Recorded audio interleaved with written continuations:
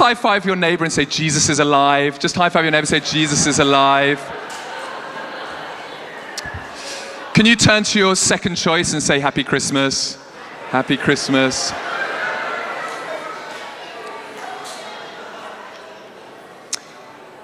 I'm just going to share a few little thoughts this morning about Christmas and how all of us can enter even more into this Christmas season. Just before we do that, we're going to show a little video that gives the Christmas story for each of us afresh today. It's told by some kids and acted by some adults. So kick back and watch the screens. I just want to share two little thoughts this Christmas 2018, things that we can take away from Christmas this year.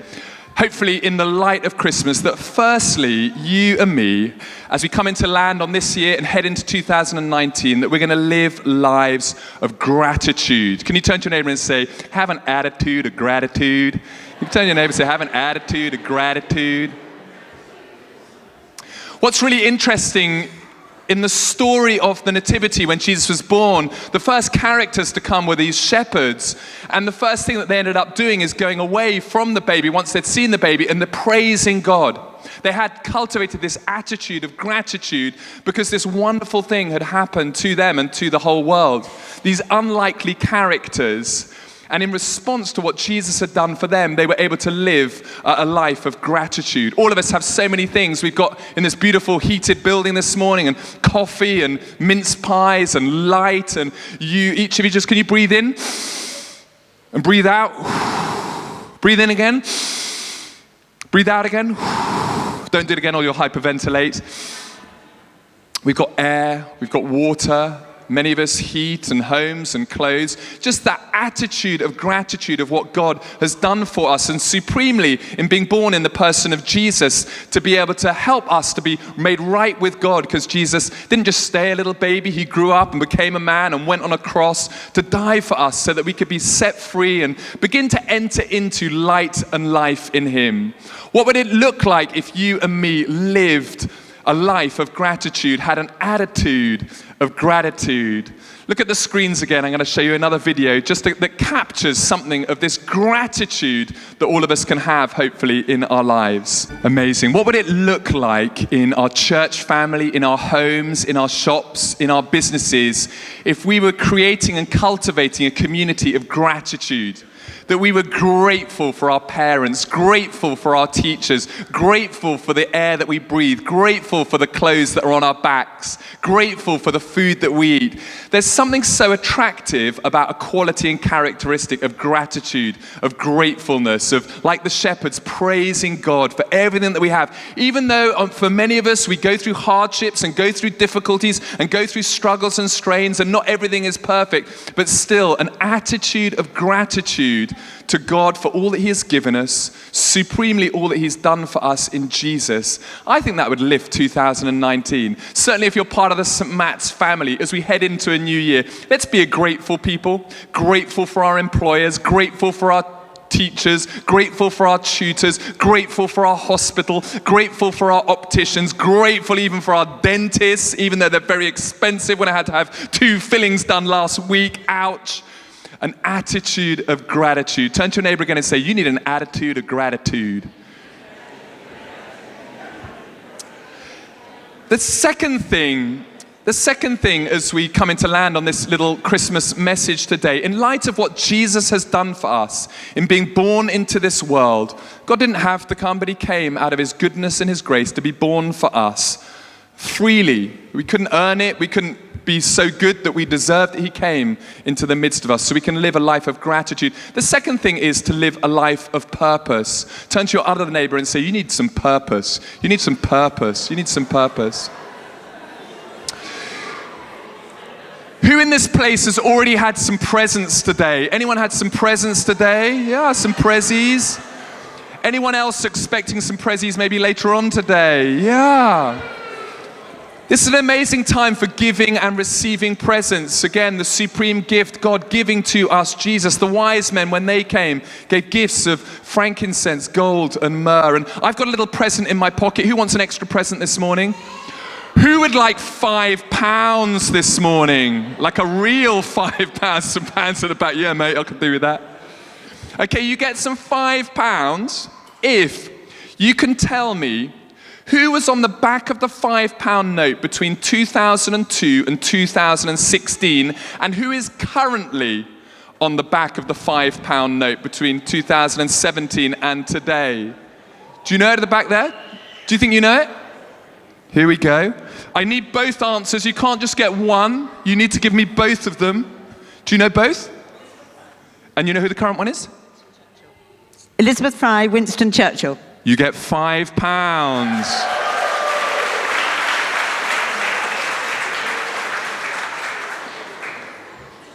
Between 2002 and 2016, Elizabeth Fry was on the back of the £5 note. Some of you may know Elizabeth Fry. She was brought up in a church-going family, but it never really connected with her. But then one time a visiting speaker came to speak, and she said, today, she was only a young girl at the time, she said, today I felt there was a God. And around that time, soon after that moment, someone prayed for her and had what would be called sort of a prophetic word, had a thought from God about what Elizabeth's life was going to be like. She spoke some purpose and potential into her life. She said, you're going to be sight for the blind, feet for the lame, ears for the deaf. Elizabeth started to get a passion in her heart for making a difference in the world. She started visiting local disadvantaged families and blessing them and praying with them and encouraging them. Then she started visiting the local prison and the prisoners in there. Then her family moved to London and she started visiting the notorious Newgate prison. And she was moved by the plight of the women and the families who were held there. And she said, something's got to be done about this. And so she started doing something about it.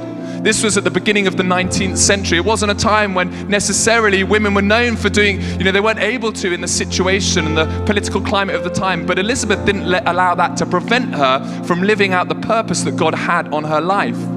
She went on to become one of this country's, if not this country's greatest prison reformer, enabling people not just to be punished for a crime. The big thing that Elizabeth had was reforming people, giving them hope, giving them life, giving them light, saying that God hasn't forgotten about us, that God has broken into the midst of our world, not to condemn us and wag a finger at us, but to help us to begin to live out a better future, a better purpose, a better life. And I don't know whether it's a coincidence that now on the £5 note, Churchill is on that.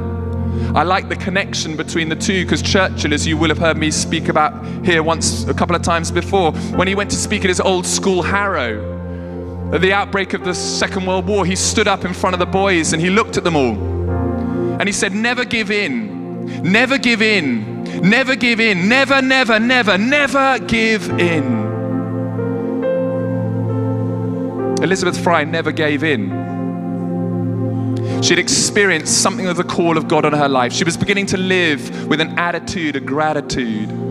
She was beginning to live out the purpose that God had for her life, not listening to the naysayers and not listening to her own insecurities and inadequacies, but tapping into the purpose that God had for her life and beginning to walk that out and pursue that. What would it look like here as a church family, from the youngest to the oldest, as we come into land on 2019 and begin to take off into 2019? If we cultivated an attitude of gratitude in immense gratefulness of what God has done for us, and then empowered and filled by His Spirit, that we're beginning to live out His purpose for our lives. As young people in our schools, being people who are going to learn well and be kind and draw in the outsider. As adults, loving our husbands and wives well, bringing up our kids well. When stuff happens in life, that we don't give in, we get up again and we say, I'm going to live a life of purpose this year, in gratitude for God and all that He has done for me.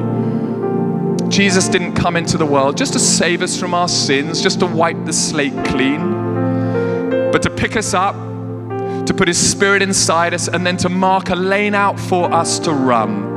As a husband, a wife, an employee, an employer, a director of a theological college, as a vicar, as an ordinand going into the Church of England, as a teacher, as someone working in our hospitals, as a prison chaplain, as a friend. Let's live in light of what God has done for us this year and into the new year with an attitude of gratitude, and begin to run the race that God has marked out for each one of us with great purpose, with our lungs bursting, with a smile on our face, a kind word on our lips. And when we fall down, to get up again, and get up again, and get up again, and get up again, and be people who are going to be picking other people up and saying, you can do it, get up again. God hasn't given up on you. He'll never give up on you. He's never given up on anyone in this world. That's why he came, to put his Spirit in our hearts, to pick us up, and to head us on into this life and on into eternity. Would you like to stand?